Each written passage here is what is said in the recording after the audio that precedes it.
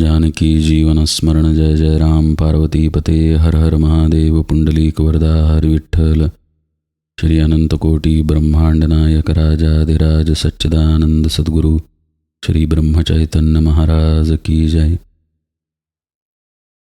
श्री महाराजांच्या सेवेमध्ये आपण मंगलाचरण हा 7व्या दशकातील पहिला समास उजळणी स्वरूपामध्ये पाहतोय. समर्थांनी स्पष्टपणे सांगितलं, जयास जोडला परमार्थ तेणे पहावा हा ग्रंथ, अर्थ शोधिता परमार्थ निश्चये बाणी. हे सांगून झाल्यानंतर समर्थ आपल्याला सांगतात की ही गोष्ट मराठीत सांगितली जात आहे म्हणून कमी समजू नका. एखादा उपदेश जर सहजगत्या प्राप्त झाला पण तो उपदेश महत्त्वाचा असेल तर त्याच्याकडे दुर्लक्ष करून चालणार नाही. त्यांनी अनेक दृष्टांत दिले.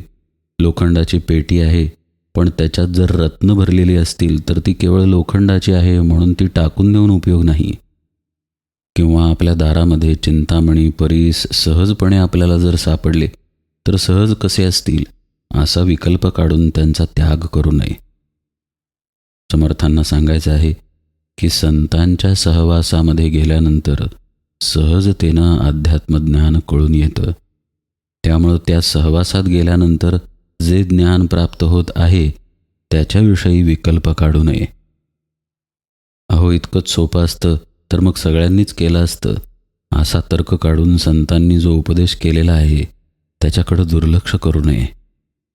समर्थ स्पष्टपणे म्हणतात, न करिता व्युत्पत्तीचा श्रम सकळ शास्त्रार्थ होये सुगम, सत्समागमाचे वर्म ते हे ऐसे असे.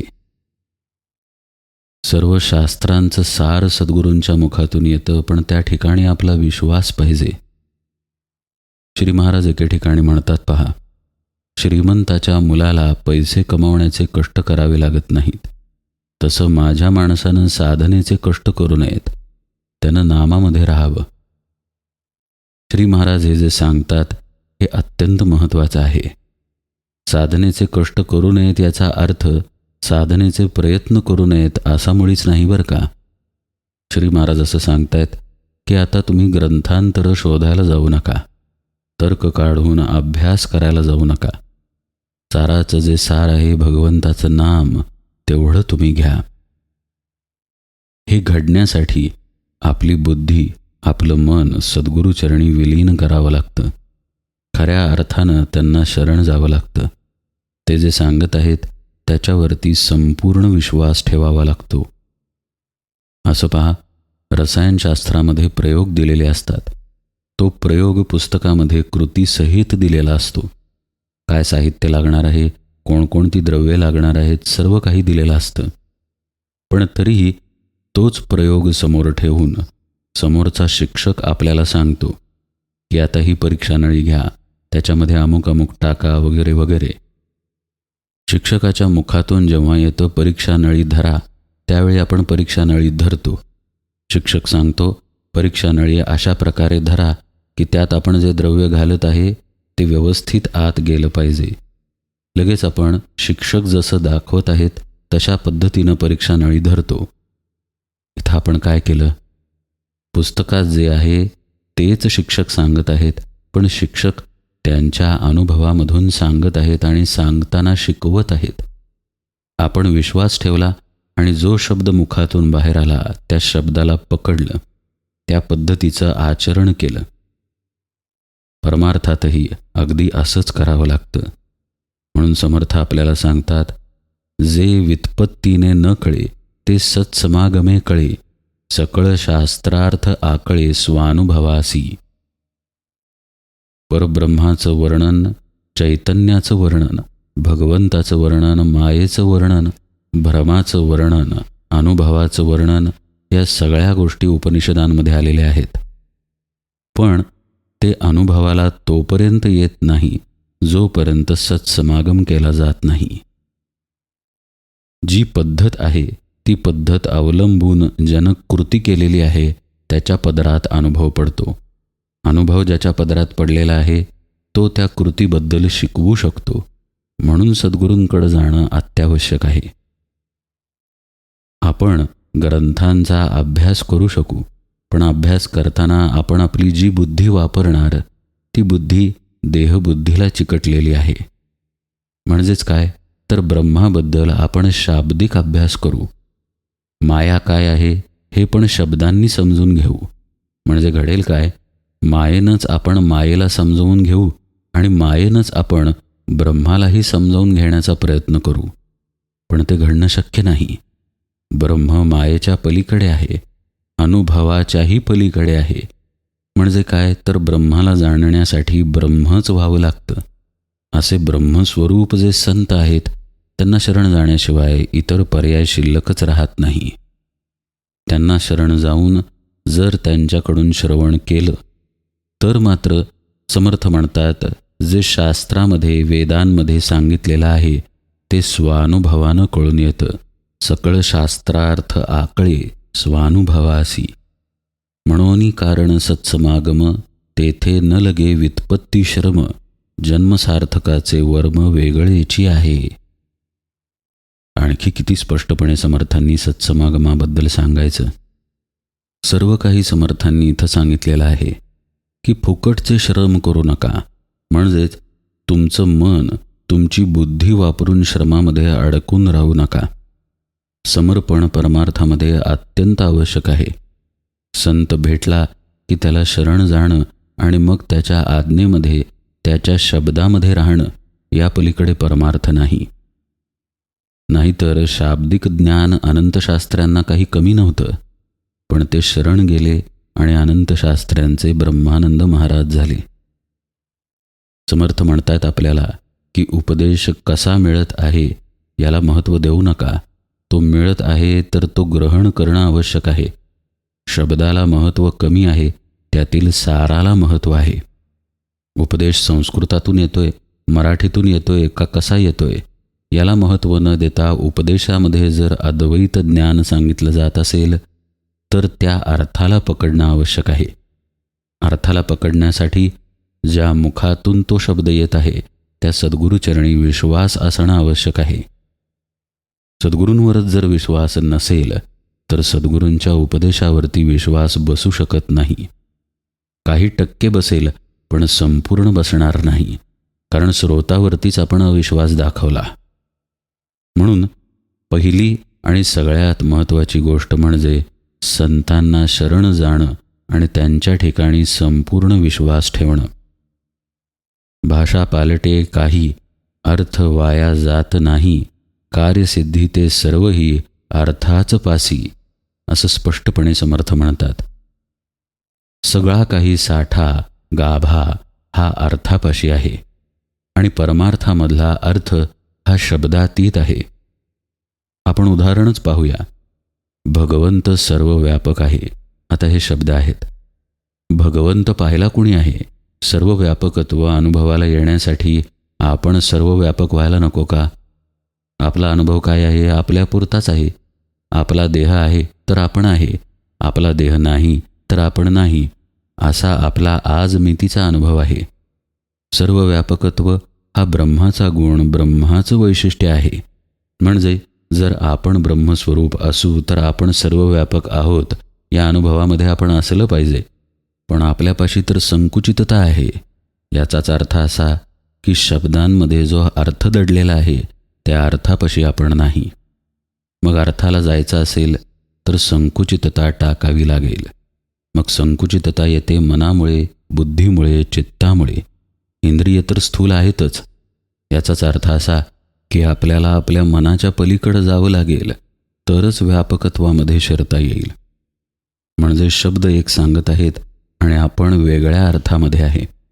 आपण संकुचिततेच्या अर्थात आहे आणि शब्द व्यापकत्व सांगत आहेत.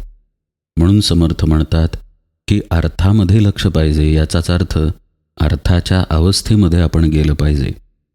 अर्थ सार भाषा पोचट, अभिमाने करावी खटपट, नाना अहंतेने वाट रुधिली मोक्षाची. आपण अवस्थेकडं न जाता केवळ शब्दांच्या अर्थामध्ये जातो. म्हणजे शाब्दिक परमार्थात गुंतून राहतो आणि ते आपलं गुंतणं मुख्यतः आपल्या बुद्धीमुळं घडतं, तार्किकतेनं घडतं. समर्थ म्हणतायत ही सगळी खटपट आहे. यानं आपला अभिमान वाढतो आणि मोक्षाची वाट अडवली जाते.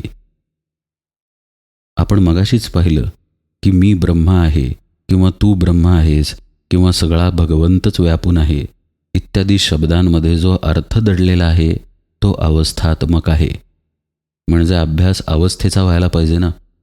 पण मनुष्य शब्दांच्या मागे जातो. मग या ग्रंथात ते सांगितलेलं आहे, या ग्रंथात हे सांगितलेलं आहे, अमुक संत तसं सांगतात, तमुक संत तसं सांगतात, यामध्येच आपण अडकतो. प्रत्यक्ष कृती करायला जात नाही आणि कृती केल्याशिवाय अवस्था येऊ शकत नाही. उदाहरण सांगायचं झाल्यास श्री महाराज म्हणतात, नामामध्ये भगवंताचं प्रेम आहे. आता ते प्रेम कसं आहे याचा विचार करून ते प्रेम मिळणार नाही. त्यासाठी नाम घ्यावं लागेल. नाम घेतलं की नामापाठोपाठ भगवंताचं प्रेम आपोआप येतं. हे सुद्धा श्री महाराजांचंच म्हणणं आहे. याचा अर्थ असा झाला की श्री महाराजांवरती विश्वास ठेवून नामाचा अभ्यास करणं गरजेचं आहे. जर केवळ शाब्दिकतेमध्ये आपण अडकून राहिलो तर आपण नामावरती प्रबंध लिहू शकू, ग्रंथ लिहू शकू, पण अनुभवपदरात पडणार नाही. अभ्यासानं आपली अहंता वाढेल, पण नामामुळे जी अहंता जाते ती जाणार नाही. यापुढे जे समर्थ सांगतायत ते अत्यंत महत्त्वाचं आहे. शोध घेता लक्षांशाचा, तेथे आधी वाच्यांश कैसा, अगाध महिमा भगवंताचा कळला पाहिजे.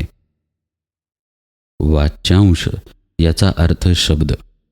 शब्द जे आपल्याला डोळ्यांनी वाचता येतात, आपण तोंडांनी उच्चारू शकतो, कानांनी ऐकू शकतो. आणि लक्षांश म्हणजे त्याच्या आत दडलेला त्याचा अर्थ. सोप्या भाषेत सांगायचं झाल्यास आंबा. आंबा ही अक्षरं आपण वाचू शकतो, आंबा हा शब्द उच्चारू शकतो, ऐकू शकतो. पण म्हणजे आंबा नव्हे. आंबा हे एका फळाला दिलेलं नाम आहे. त्या नामामध्ये त्या फळाचा सगळा अर्थ लपलेला आहे. त्याची लागवड कशी केली जाते, तो कुठे उगवतो, त्याची चव कशी असते, तो दिसायला कसा असतो, वगैरे वगैरे, हे सगळं काही एक आंबा म्हटल्यानंतर आपल्याला समजतं. हे जे आपल्याला समजतं ते शब्दांच्या पलीकडचं असतं. म्हणजे ते काही आपण उच्चारलं नाही. अहो तो कोकणात उगवतो, त्याची पानं हिरवी असतात, पहिल्यांदा कोय येते, मग ती पाडाला येते, मग पिकल्यानंतर त्याचा आंबा होतो, त्याची चव अमुक अमुक असते, त्याची बर्फी बनवतात, पोळी बनवतात, आमरस बनवतात, वगैरे वगैरे. हे काही आपण बोलत नाही, पण हे सगळं आंबामध्ये आलं. म्हणजे आपल्यापुढे वाच्यांश म्हणून आंबा शब्द ठेवला, पण त्याच्यामध्ये लक्षांश लपलेला होता आणि तो निःशब्द होता. हे वाच्यांश आणि लक्षांश समजण्यासाठी आपण पाहिलं, उदाहरण म्हणून पाहिलं. व्यवहारातील जो लक्षांश आहे, जसा इथे होता आंब्याच्या लागवडीपासून चवीपर्यंत, तो वाच्यांशांनी म्हणजे शब्दांनी सांगता येतो. पण परमार्थामध्ये असं नाही. परमार्थामध्ये लक्षांश जो आहे तो वाचे पलीकडचा आहे. प्रत्यक्ष भगवंत हाच लक्षांश आहे, पण त्याला सांगायला सद्गुरू वाच्यांशाचा वापर करतात.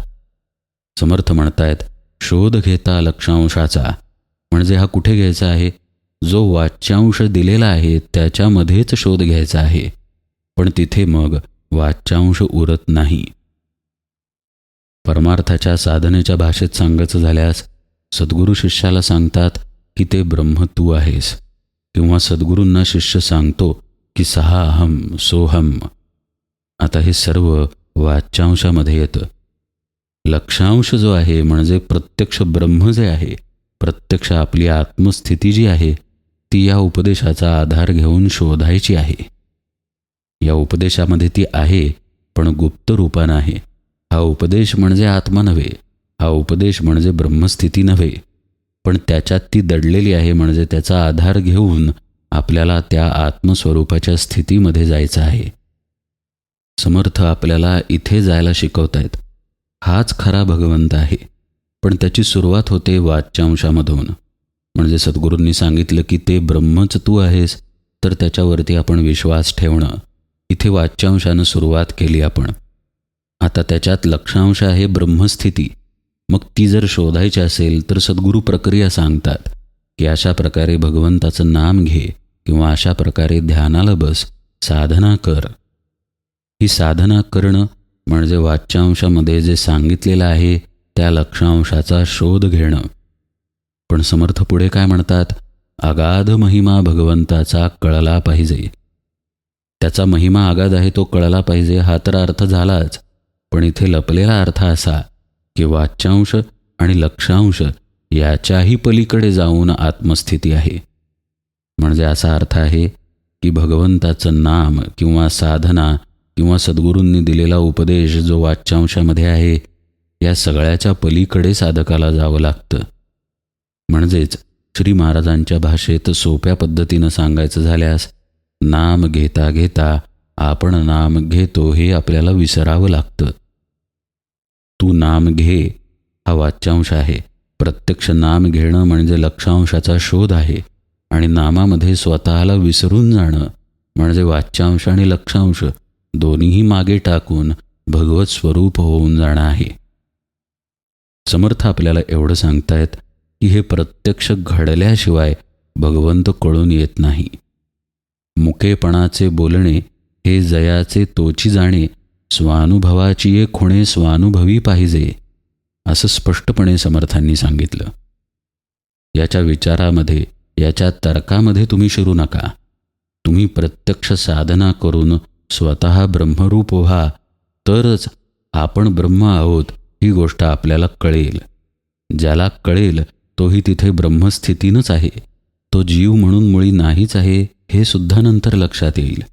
समर्थ म्हणतात मुक्याची भाषा जशी मुक्यालाच कळते किंवा ज्या भाषेचं ज्ञान ज्याला आहे त्याला ती भाषा कळते तसं स्वानुभवाच्या खुणा जो स्वानुभवी आहे त्याला समजतात.